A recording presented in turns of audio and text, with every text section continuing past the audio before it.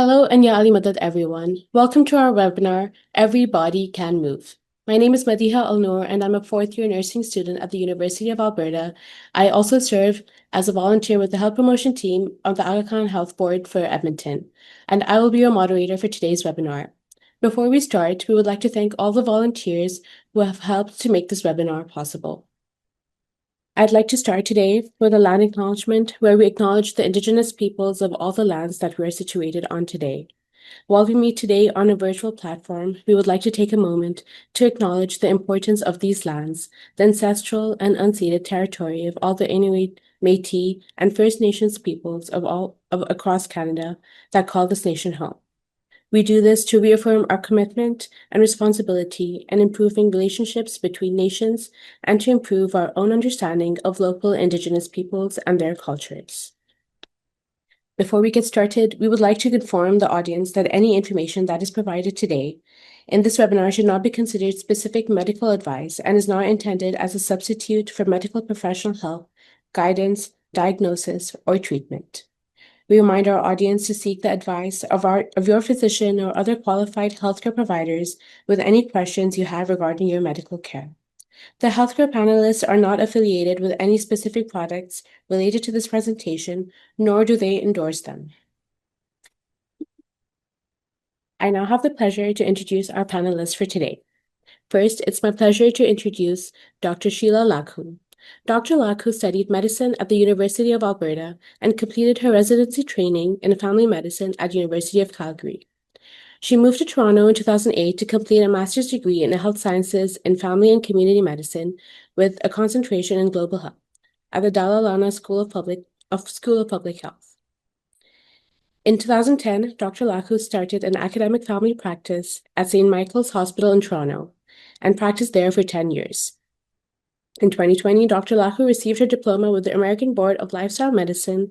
She has also completed a professional training program through the Center for Mind-Body Medicine. Dr. Lakhoo has developed lifestyle medicine health optimization programs for many community clinics as well as larger organizations. She is passionate about helping individuals reach their optimal health and well-being by implementing evidence-based lifestyle changes.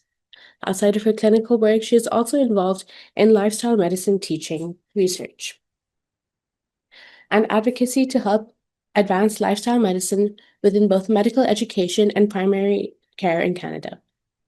I'd also like to introduce Safira Halani, a powerhouse in the international fitness community. Safira is a global hybrid athlete who balances competitive distance running with high-intensity functional fitness. Her journey from a fit runner girl in Toronto to a global competitor was sparked by a realization that movement is medicine. After discovering the power of consistency and metabolic science, she transitioned from professional dance to the podium. Today, she is a decorated athlete with first-place finishes in 800 meters, 1500 meter, and the Tata Mumbai 10K, as well as a silver medalist in Heroics Mumbai. Safira brings a unique lived experience perspective to health, focusing on the discipline required to navigate social pressures, family dynamics, and the science of the start. She advocates for a balanced, sustainable approach to fitness, believing there is no one-size-fits-all path to wellness. Her philosophy is simple: strive to be 1% better every day. Celebrate the small wins and build a lifestyle that supports your highest potential. On behalf of everyone joining us today, I want to sincerely thank Dr. Lakhoo and Safira for their time, their insights, and their commitment to advancing health, well-being, and accessible movement for all. We're truly grateful for your contributions. I now have the pleasure of introducing you to our speaker for today's session. Dr. Lakhoo, over to you. So thank you again for asking me to speak on this topic. I'm very passionate about exercise and movement. So the objectives of this seminar will be to briefly review the pillars of healthy living. I will also talk about the important health benefits of exercise and movement. Briefly, we'll review the current Canadian exercise recommendations based on age. And then the bulk of my presentation will really focus on practical ways to incorporate more movement into daily living. So I wanted to give a quick start to the presentation with some guidance. and inspiration for Maulana Hazri Imam. So at the opening ceremony at the Global Encounters Festival in 2025, Maulana Hazri Imam said, "To fulfill our potential as creatives or athletes is to realize a blessing, which is sports and arts are not only beautiful, they have a unique power to build bridges." And at the Didar in Nairobi, Kenya, he said to the Jamaat, quote, "Make some time to move every day and play sports when you can. Whatever your age and however busy you are, everyone can make an effort to move more. This will be good for your physical and mental health." And Maulana Hazri Imam himself ran the Chicago Marathon on his birthday and completed the course in just under 5 hours. So hopefully this presentation will provide you with an overview on the benefits of exercises and some practical tools and tips to help you move more and reap the benefits of movement on health and well-being. I want to start by outlining the big four diseases. These four chronic diseases account for the vast majority of premature death and disability in modern societies. And these four diseases are cardiovascular, so diseases of the heart, cancers, neurodegenerative diseases such as Parkinson's and dementia, and metabolic diseases such as diabetes and obesity. And unfortunately, we are seeing conditions such as heart disease, cancer, diabetes, and obesity in younger and younger people, with childhood and adolescent diabetes and obesity on the rise. There are many contributing factors, many of which are environmental exposures, change in lifestyle. So we have more access to processed foods, more screens available. We're spending less time outdoors. We have sedentary jobs, chronic stress. So all these things are impacting these chronic diseases. I like this image because when we look at a tree, we know that a healthy tree must have healthy roots. And what are the healthy roots for, or healthy habits that can help us prevent chronic disease? So modifiable risk factors are things that we can change in our life. So these are lifestyle choices, behavior changes, or environmental exposures that individuals can change to improve their health and reduce the likelihood of developing chronic disease. So if you look at the roots of the tree, the four modifiable risk factors are alcohol use, physical inactivity, smoking, and unhealthy diets. And these four risk factors contribute to about 80% of the chronic diseases that we see today. So it is really important to look at the factors that we can change in our own lives so that we can prevent these chronic diseases. I want to briefly share the slide about the pillars of healthy living. This slide is from the American College of Lifestyle Medicine, and these are similar to the pillars emphasized in II Canada's 5 to Thrive program. So the 6 pillars of healthy living are healthful eating, physical activity, stress management, relationships or fostering positive social connections, sleep, and avoidance of risky substances such as smoking and alcohol. So we know that we need to make changes and improvements in each of these pillars for overall health and wellness and to prevent chronic disease. While this webinar is focused mainly on exercise, we know that all of these pillars are important for overall health and wellness. I'm going to focus one slide on nutrition because I think this is very important. Many people might not be aware that Canada's food guide was updated in 2019. And if you look at this plate, you can see that half of the plate is emphasizing fruits and vegetables. A quarter of the plate is emphasizing protein. And the biggest change to this food guide is now Canada's food guide is emphasizing to incorporate more plant-based sources of protein. So this would be soybeans, other beans, legumes, and lentils. So really emphasizing more plant-based protein. And then a quarter plate is whole grains. And then you can also see that the drink of choice is water instead of milk, okay? So overall, we're emphasizing eating more whole foods, avoiding processed meats, limiting highly processed foods such as fast foods and ultra-processed foods, limiting salt, avoiding juice, soda, and picking water as your choice of drink. So what I would suggest from this plate is maybe try to incorporate more plants in your diet if you're not already doing so. Some people might want to say that one day a week, we're not going to eat animal products such as meatless Mondays. Also, Smiley Canada has really great culturally relevant recipes based on this food guide so that you can enjoy foods that you love um, with healthier substitutions. So I encourage you to look at that website. Okay, so now we're going to turn the focus to this webinar, which is exercise. So many of you have probably heard the term sitting is the new smoking, especially during the pandemic when we were isolated at home, gyms were closed, many people stopped moving very much. But we know that engaging in physical activity has an enormous boost for both physical and mental health. And the benefits of just walking have been outlined on this diagram. So exercise such as brisk walking improves your metabolic health, such as preventing diabetes. It improves heart health, helps to lower your blood pressure. It lowers the risk of certain cancers. It improves your musculoskeletal health. It improves sleep. It improves mood, reduces the risk of dementia, and overall reduces the risk of dying. So there is no body system that does not benefit from exercise. Strength training might be new to some people, but I think it's very important to include this slide because we know that strength training has its own independent benefits. So as we age, we lose muscle mass and strength. This is a term called sarcopenia. And this actually starts in our early 30s. So once you hit 30, you're actually lowering your muscle strength and mass. And if we're not exercising, this decline becomes steeper. And what happens is if we're not engaged in regular physical activity based on strength training, our muscle mass and strength decreases. We can have more risk of injury and falls and frailty as we age. Benefits of strength training also improve bone density. So it can prevent things like osteoporosis, and it does help prevent diseases such as cardiovascular disease and diabetes. So strength training is equally as important as aerobic exercise. And I will go through the Canadian exercise guidelines on how to safely start strength training if you are new to this. I just wanted to highlight some examples of aerobic exercise. Many people might not know what aerobic exercise is. So aerobic exercise primarily improves our cardiorespiratory fitness. And there's some examples of this on the slide.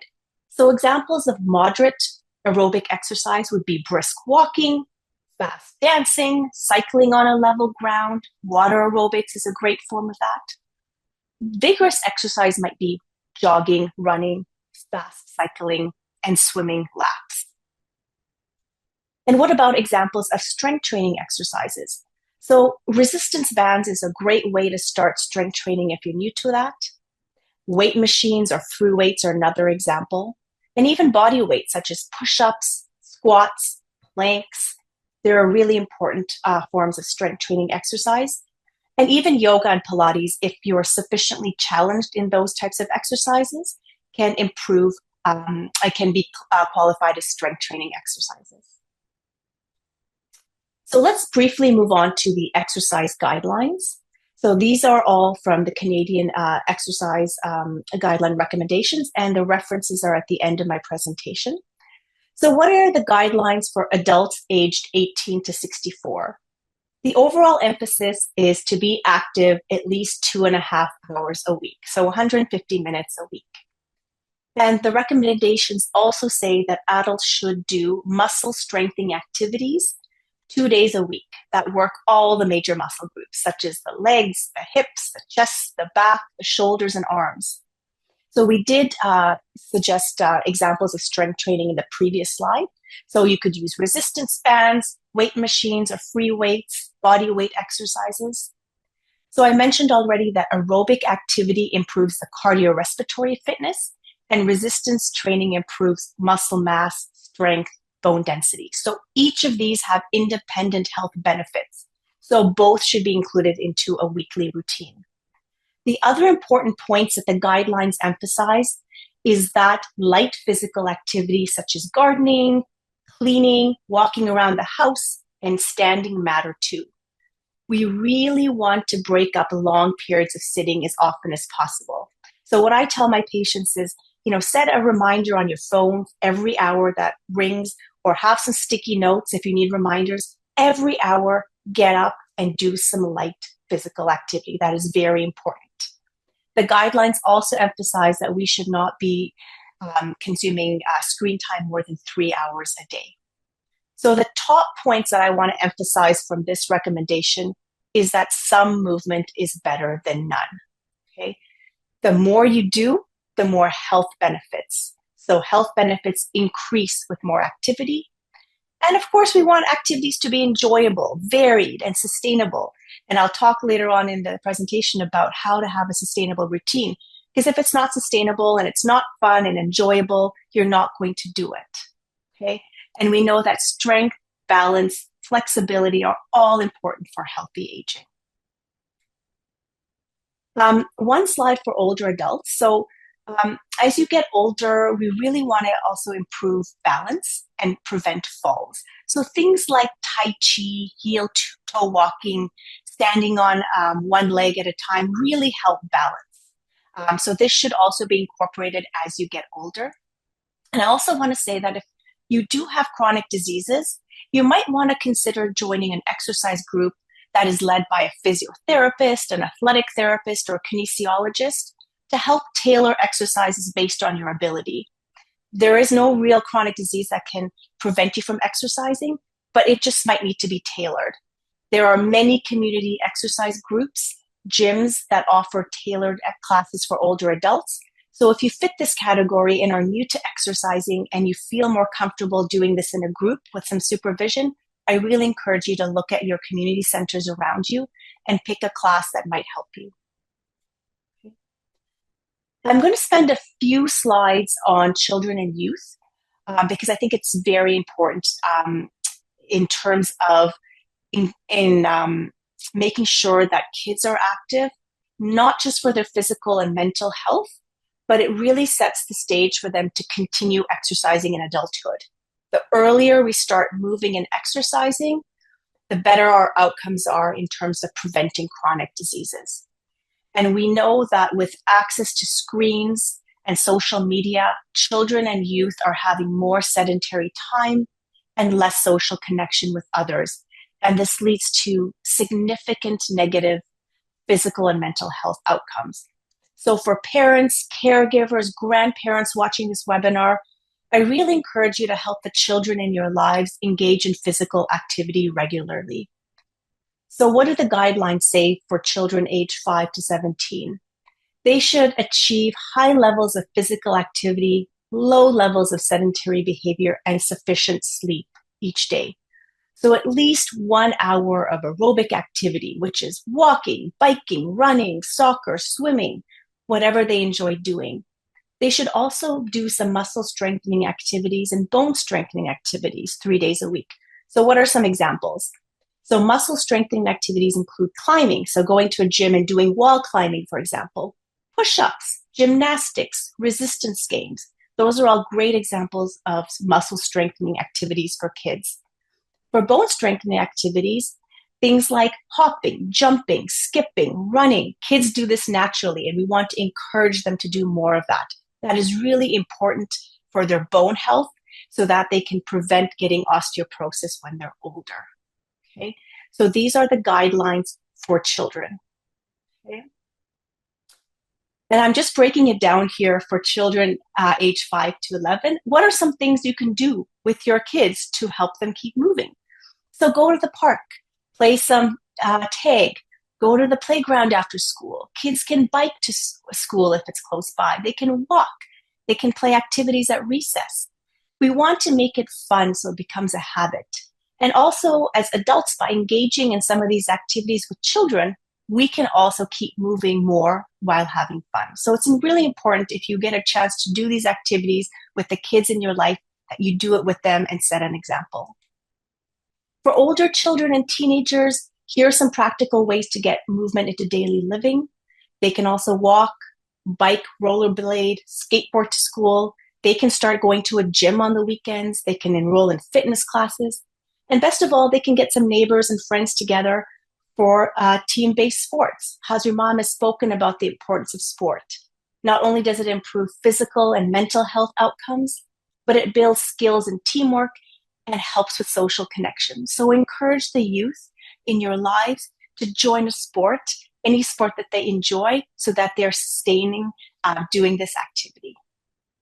Okay. So let's transition in some practical tips. What do we do if you're not moving right now? So if you think about your life and you say, okay, I'm not moving very much, I'm mainly sedentary, that's okay. We can start moving safely. And what does this mean? This means we're going to start slow, we're going to progress gradually, and we're going to try to accumulate activity throughout the day. So for example, you can begin with light movement. You might walk a little bit more. You might do more household activities. If you've got a garden, you might do some gardening. Even if it's for 10 minutes at a time, you want to aim for that small amount of movement. Then you want to progress gradually. So maybe every week you can say, this week I will increase my activity by 10 minutes a session until you are at the 150 minutes a week that is recommended by the guidelines. You can then add some strength and balance exercises when ready. Okay, so the biggest thing is we want to avoid long, uninterrupted sitting. So again, what I told my patients, set your phone for every 30 to 60 minutes. Stand up, walk around the house, do some stretches, do some movement, and then sit down. So the overall emphasis is to move more and sit less, rather than focusing only on structured workouts. Again, start slow, progress gradually, and accumulate activity throughout the day. That is the biggest tip that I would give you if you are sedentary at this point. Again, we do need to get safety considerations out there. People that have chronic conditions like heart diseases, uncontrolled high blood pressure, diabetes with complications, recent surgeries or injuries, please check with the clinician before engaging in moderate to vigorous activity. Usually light activity is completely fine, but if you want to do more strenuous activity, it's always better to check with your clinician to make sure you're able to do that. And always, always, if you are exercising and you have chest pain, shortness of breath, any leg swelling, lightheadedness, stop the activity and seek care immediately. These are really important factors. And so what if you are already active? That's great. So you're already doing, a lot of aerobic activity. You might be doing strength training. So how do you progress from there? If you're already active, you want to continue to do the 150 minutes a week of moderate aerobic activity, and you can consider increasing this. A lot of people like to know about what type of activity interval training to do. So I'm going to briefly mention Zone 2 training.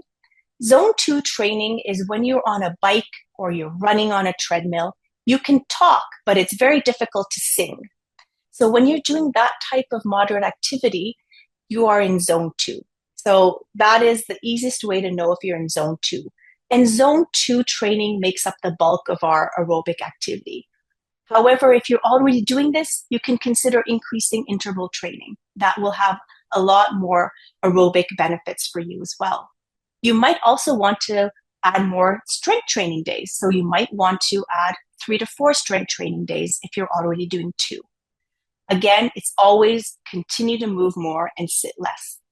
And if you're planning to engage in more athletic endeavors, such as running a marathon, doing Ironman races, then you might want to consider working with a personal trainer or coach to help guide your training, because now you're going into more vigorous, high endurance, high strength activities, and you might need to consider working with a trainer to make sure you don't get injured, make sure you're streamlining your workouts and getting the maximum bang for your buck with your training. Okay, so we've outlined the guidelines for exercise based on the variety of age groups. We've talked about the benefits of exercise. And now I really want to shift the rest of the presentation to practical tips to help you move more. Behavior change can be really challenging.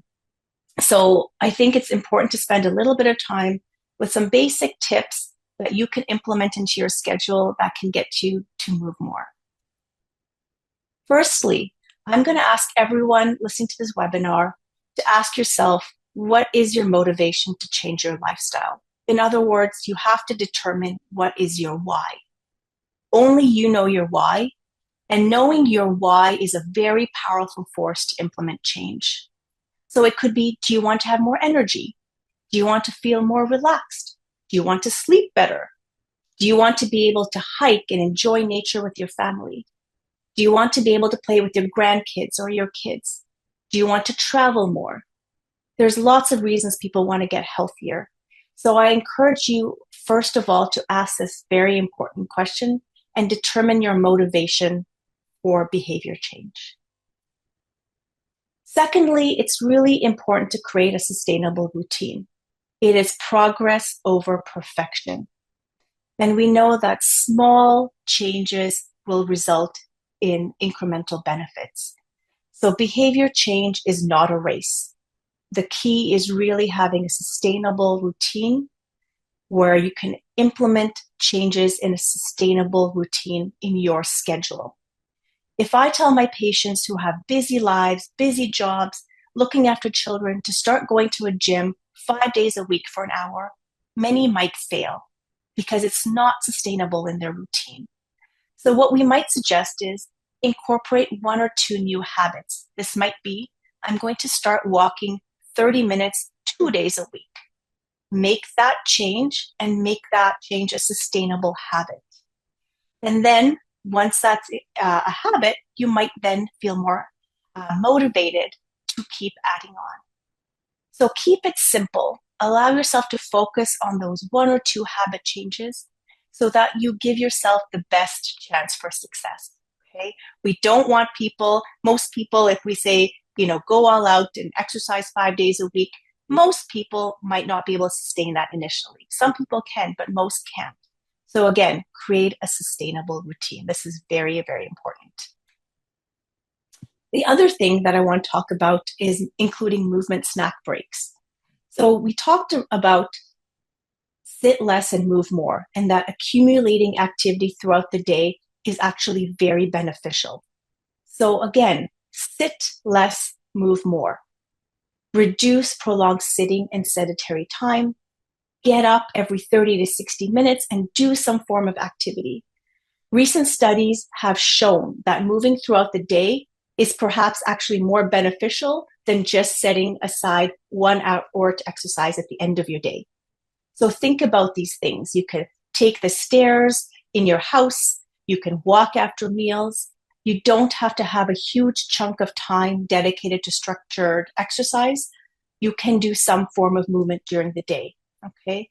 And regardless of duration, again, I want to emphasize regardless of duration. It could be 5 minutes, it could be 10 minutes. Every engagement in physical activity can positively impact overall health. So, and exercise snack breaks are great to reduce us from sitting too long. And here are some examples of movement snack breaks. So again, taking the stairs. If you're working from home and you're sitting at your desk, or you're in your office sitting at your desk, get up, take some stairs, right? Even for 2 minutes. You might want to, walk around the block after a meal. If you've got a chair and you're comfortable doing squats, you could do squats. You can get up from the chair and sit down. You could do some jumping jacks. All of these are examples of movement snack breaks. So I encourage you to really try this out. And then tips to help you stay active. So again, we've reiterated this. Break activity into 10-minute chunks. Choose things you enjoy. If you don't like walking and you like doing the bike, get on the bike. If you enjoy dancing, this is great. If you enjoy gardening, continue doing that. You want to mix cardio or aerobic exercise with strength and balance. We need all 3 of these in our exercise routine. The other thing is move yourself. So walk, bike, jog instead of using the car. And I think number 5 is really important. Pair activities with friends, family, and team for accountability and social connection. It is really important to plan a support system. Research has shown that people that have others to support them in changing a behavior have better outcomes and are able to sustain this change easier. So have these people in your plan. There's great online forums as well. So don't underestimate the power of support. It's very important. And we know that individuals who are connected to community have a sense of purpose and have a good support system, they have better health outcomes overall. So connect with the people in your community, find people with common interests and goals that can help you to achieve your goals.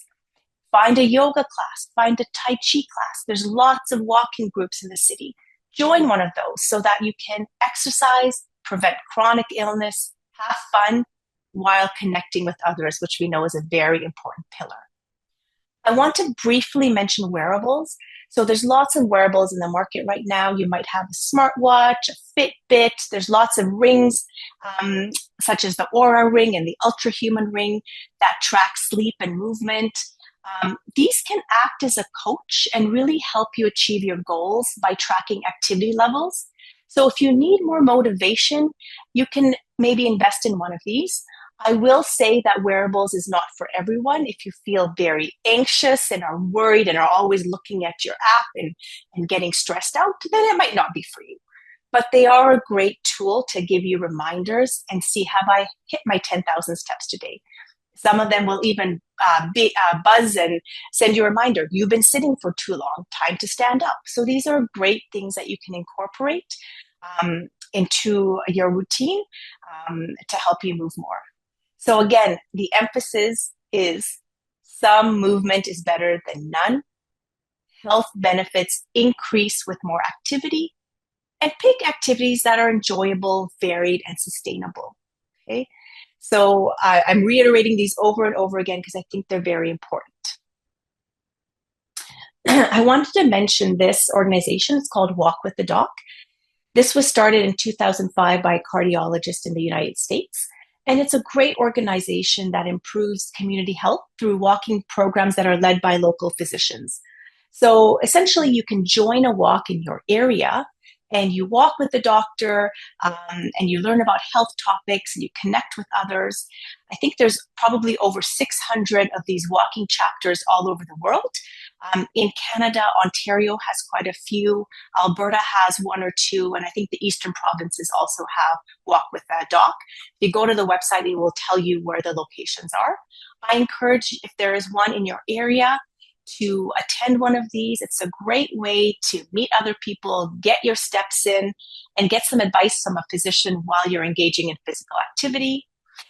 If you're a physician watching this webinar and you would like to start a Walk with the Doc group, the website will also provide details on how to start this. And I wanted to briefly mention blue zones. So many of you have probably heard about blue zones. There's a lot of documentaries now on blue zones. These are regions of the world where people live really long, healthy lives. In these areas, people don't have many chronic diseases, so there's a low rate of chronic diseases, and people live till the age of 90 and 100 in many of these regions. And these regions have been studied extensively, and even though the regions are different and culturally different, they have similar lifestyle patterns. So these are the principles, blue zone principles for longevity. Again, they're choosing primarily plant-based diet. So they might eat animal products, but most of their meals are from fruits, vegetables, legumes, whole grains. They practice eating mindfully. So they enjoy their meals. They're not working while they're eating like many of us do. They eat meals with families. They integrate movement into their life. So they walk places, they bike, they garden. They may not necessarily have access to the gym, but they incorporate movement throughout their day.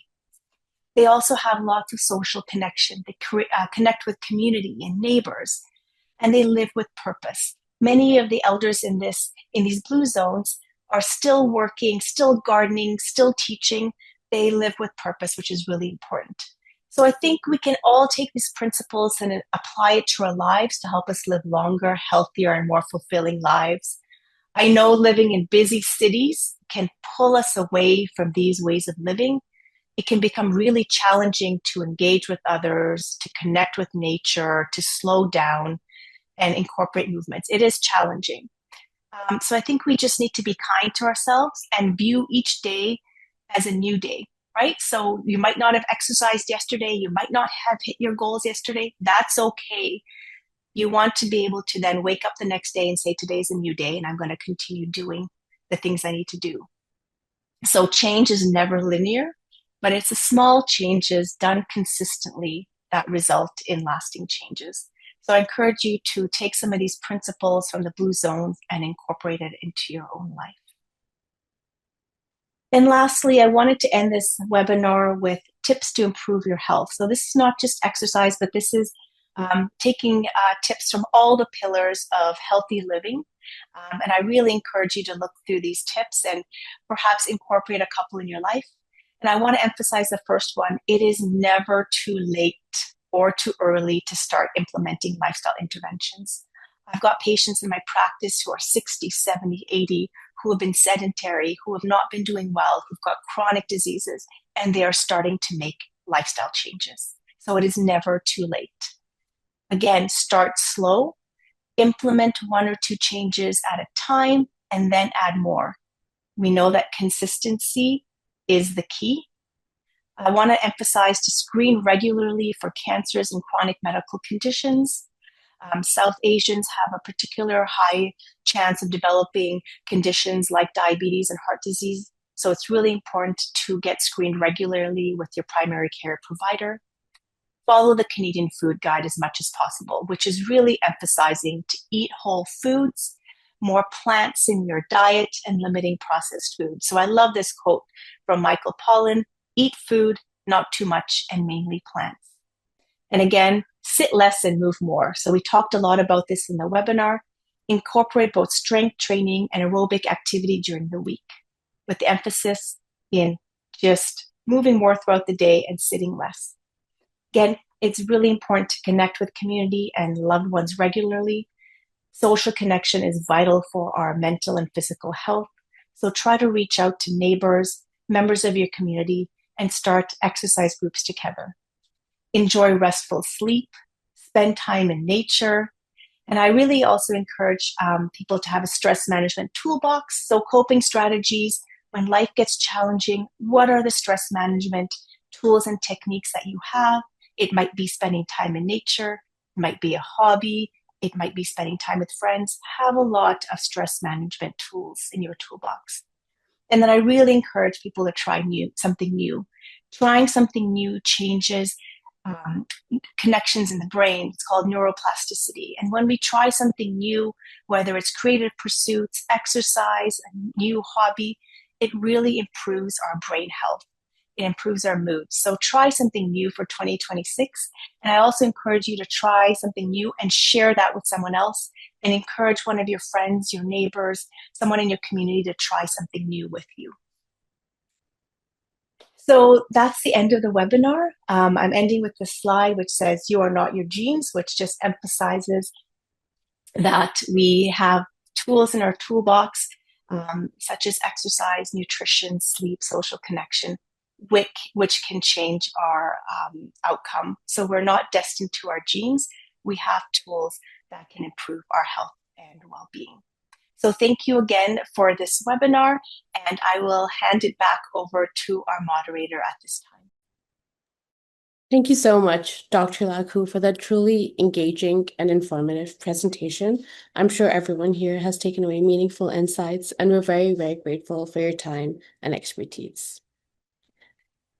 I would now like to introduce our lived experience panelist, Safira Halani, who will bring these concepts to life by sharing her personal journey with movement and fitness. She will speak to the realities of building consistency, navigating social and family pressures, and adopting a sustainable, balanced approach to physical activity, reminding us that there is no one-size-fits-all path to wellness. Safira, I'd like to take a few moments now to ask you some frequently asked questions about your journey and your approach to health and overall well-being. So to start off, could you tell us a bit about your background and how exercise became a part of your life? Absolutely, I'd be happy to. So, I am what is known as a hybrid athlete, which you'll recognize from Dr. Sheila Lakhoo's presentation. That a hybrid athlete is somebody that incorporates both cardio training as well as functional strength training. What makes me an athlete is that I compete in various different types of competitions and races, such as like marathons, half marathons, 5Ks, 10Ks, shorter distances on like track, where I competed at the Jubilee Games as a part of Team Canada and received a few medals as well. And as well as what's called obstacle course racing, which is along the lines of high rocks, which you may have heard of, but also Spartan races. And those incorporate a lot of the hybrid training method of both cardio and strength. I started off kind of like what led me to become a hybrid athlete was that I was already in my fitness training journey.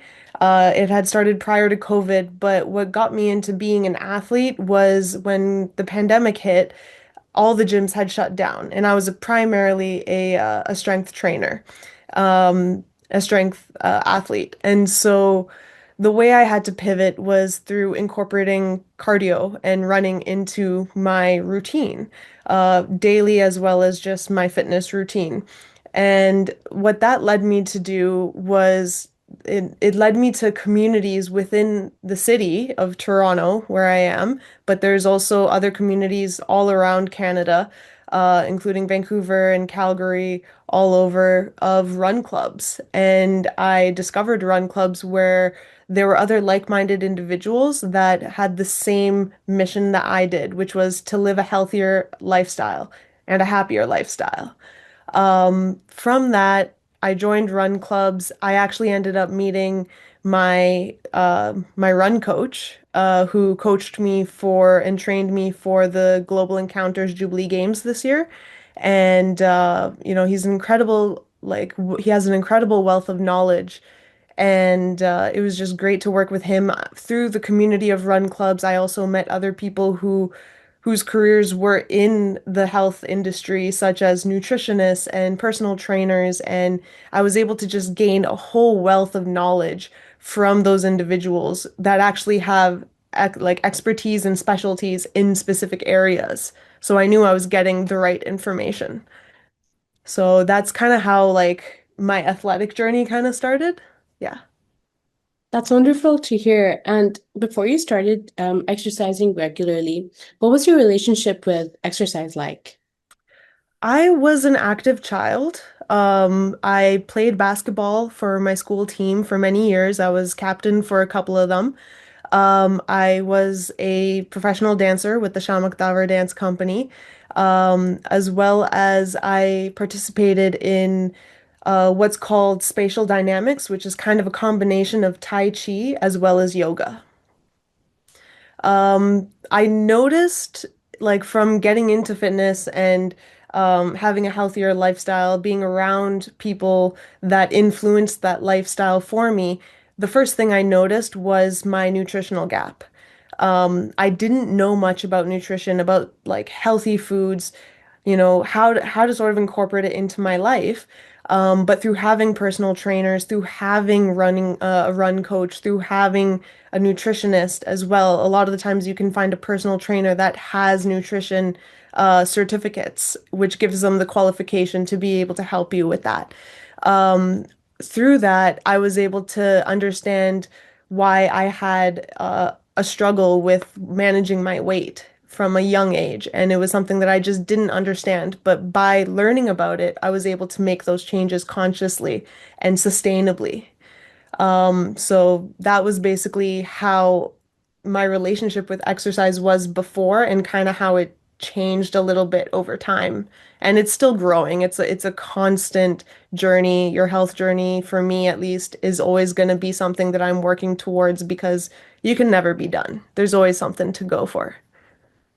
That's so true. And was there like a specific moment or turning point that motivated you to begin exercising like more intensely? Yeah, as I mentioned, when the pandemic hit, I was already in my training journey with strength training. The turning point that led me from having a very sedentary lifestyle after I had left sports and dance specifically. I lived a very sedentary lifestyle because I was focusing on building my career, which was a desk job. So I was 8 hours at a desk. I was not really like very active, and my commute to work was at least an hour and a half one way. So I'm spending 2.5 to 3 hours on the road just sitting in my car. My turning point was in 2018, actually, when I had gone to Lisbon for the Jubilee Arts Festival as well as the Mulakat. And when I had come back from that trip, I was there for 2 weeks. I was working the festival.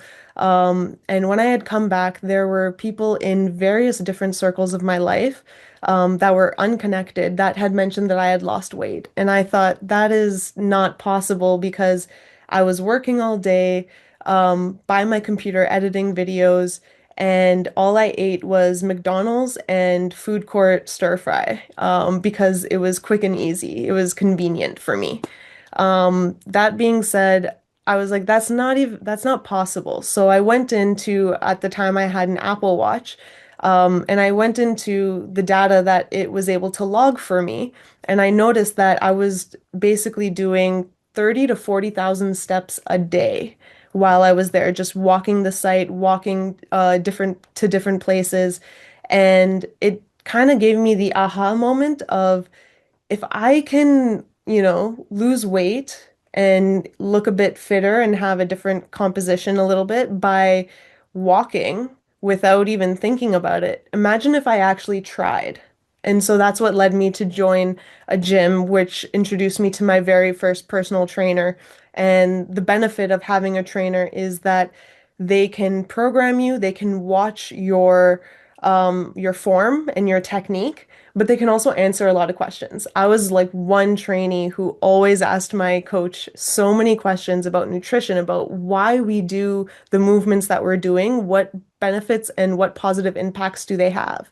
And so by asking those questions, I was actually able to take my fitness journey into my own hands, where now I program myself because I know how my body moves and I have that understanding of how it works. I still have a run coach. That's something I haven't gotten to the point of where I feel comfortable enough to program myself in yet.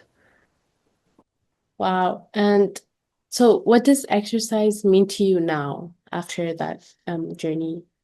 It is a way of life that I don't think I'll ever be able to let go of.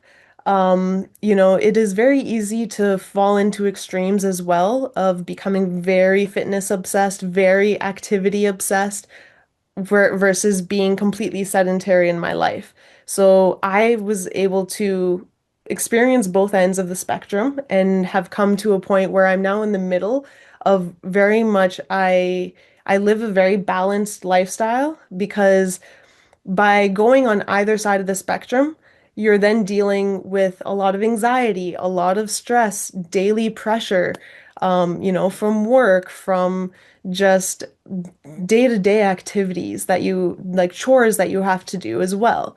And so by having that like midpoint where you're balanced and everything is in moderation and you're living something that is conducive to your lifestyle, your body, you're able to then use fitness and activity and exercise as a medicine for your life. Fitness as a medicine for your life. That's that's very inspiring.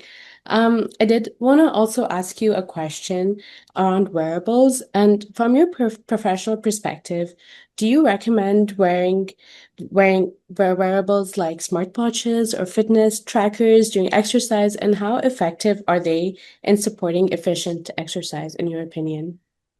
So I will be very honest, wearables such as watches and fitness trackers are not for everybody. As in, not everybody finds them helpful, not everybody, and some people actually find it very helpful. You really have to like look within yourself and see how you are as a person. Is it something that's going to benefit you, or is it something that's going to be more of a task for you that's not going to be as productive.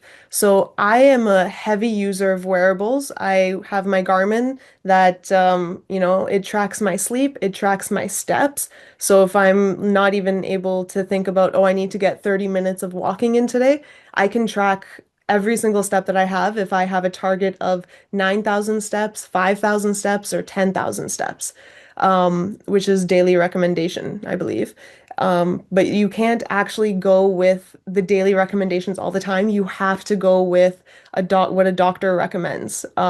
However, with where I am in my journey and my understanding, even my watch will adjust my step count every single day to keep it manageable for me. It tracks daily and says, based off of your trend and your history, what is an achievable goal for you? And that's something for me to work towards. I can track my hydration. It allows me to also, it sends me reminders if I've been sitting for too long. Every half hour, it'll give me a little buzz and say, time to get up, go for a walk, just like Dr. Sheila said.